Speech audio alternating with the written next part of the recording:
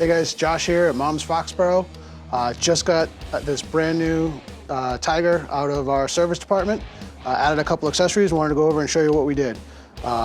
With Triumph, there's options for panniers and a top case. We installed those along with the rack systems to go with it. We added some bark busters here from Twisted Throttle. We also added a Triumph accessory, the upper engine guards. And then also from Denali Electronics, we've added an aftermarket horn which mounts in the stock location and some additional brand new D7 Pro lights.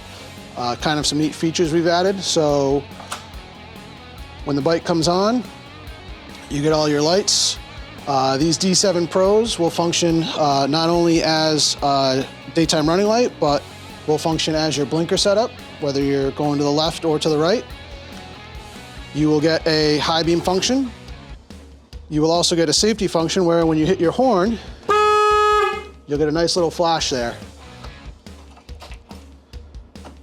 Come by, check out what else we can do to your bike with Denali Electronics, some Twisted Throttle products like bark busters, and any other Triumph accessories.